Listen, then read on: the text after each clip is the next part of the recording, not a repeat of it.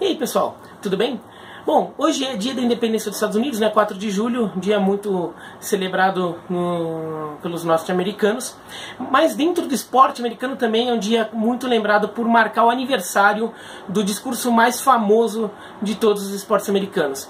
As gerações mais novas talvez tenham como principal referência de um discurso muito bom, um discurso emocionante, o do Kevin Durant, quando ele estava recebendo o prêmio de MVP da temporada da NBA, que é o discurso que ele fala da vida dele, da relação com a mãe, que ele fala que a mãe dele na plateia, fala que a mãe dele é a verdadeira MVP.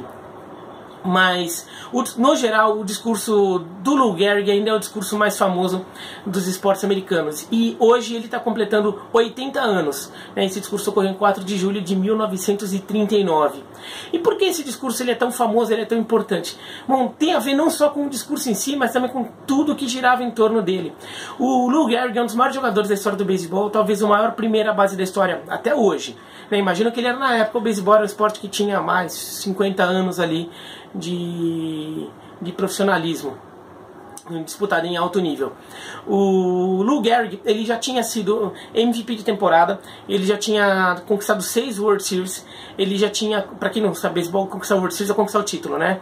Ele já tinha conquistado a tríplice coroa, que é quando um jogador ele lidera a liga em home runs, aproveitamento no bastão e corridas impulsionadas.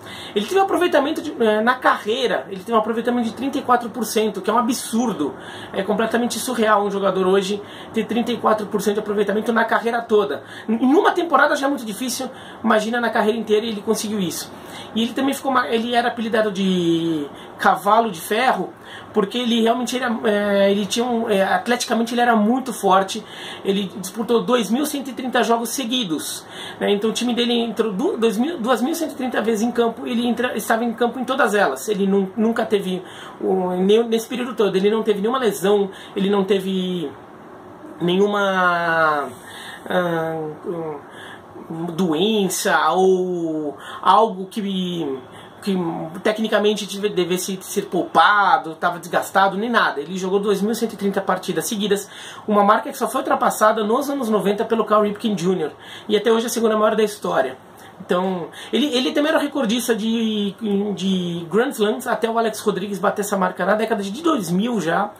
E ele foi um dos 18 jogadores da história a conseguir rebater 4 home runs no mesmo jogo. Então, é um jogador espetacular, um jogador que era um dos grandes nomes do New York Yankees na época mais poderosa do New York Yankees, foi a década de 20 e 30.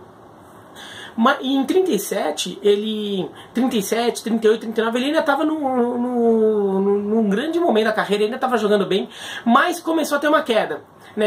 Sobretudo no começo de 39 começou a ter sinais que não estava conseguindo mais manter o desempenho, não estava mais conseguindo jogar no mesmo nível, e depois se diagnosticou que ele tinha uma doença, que é a esclerose lateral amiotrófica, que é uma doença até hoje não muito conhecida, mas na época era menos conhecida ainda, que ficou mais conhecida no mundo por ser a doença do Stephen Hawking, né, do físico inglês que morreu recentemente, e a doença que motivou aquela campanha do balde de gelo, né, que as pessoas jogavam um balde de água gelada na cabeça ali para ajudar a levantar fundos para pesquisa de combate a essa doença.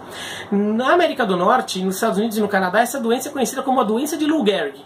Tamanha era a importância dele e tamanho foi o impacto de descobrir que ele tinha essa doença, uma doença pouco conhecida, que a doença ganhou o nome dele. Até hoje é a doença de Lou Gehrig. Muita gente que nem sabe quem foi Lou Gehrig, nem é ligada a esportes ou a beisebol, chama de doença de Lou Gehrig, porque ele foi a primeira pessoa de muita projeção ali a ser diagnosticada com essa doença, que é uma doença no sistema nervoso que afeta os músculos, que com o tempo eles vão perdendo mobilidade, a pessoa começa a ter dificuldade até para fazer coisas mais básicas como comer, como engolir e para respirar.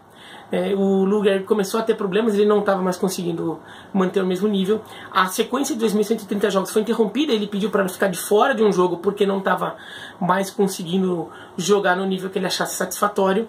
Ele acabou ficando de fora de alguns jogos, começaram a surgir especulações na imprensa de que ele estava com um problema, e daí no 4 de julho ele marcou um discurso antes de um jogo dos Yankees para se despedir. E foi um discurso que ficou famoso como o discurso do homem mais sortudo, porque ele fala sobre toda a carreira dele, como ele se considerava o homem mais sortudo do mundo. Todo mundo estava com pena dele, todo mundo estava falando de alguma doença que ele estava tendo, de que poderia acontecer com ele, todo mundo estava com muita compaixão com ele, e ele falava: não, eu me considero o homem mais sortudo do mundo, porque todo mundo, a forma como todo mundo me trata, a forma como os meus rivais, o New York Giants, ele mencionou, o New York Giants, que é atual São Francisco Giants, né, mas na época eu jogava em Nova York, como o New York Giants tratava ele, era um time que ele daria um braço para poder ganhar um jogo dos caras, e os caras tratavam ele muito bem. Então foi... E dele também agradecia aos companheiros de time, a família, a mulher, a personalidades, figuras ligadas ao beisebol na época. E no final das contas ele até fala que ele se considerava um homem sortudo e ia ver o que ia acontecer a partir dali.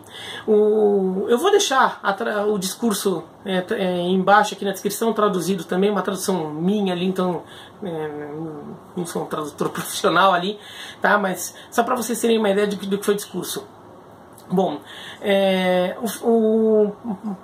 para piorar, assim, a situação, a doença avançou muito rápido, então ele morreu só 2 anos depois, ele morreu em 1941.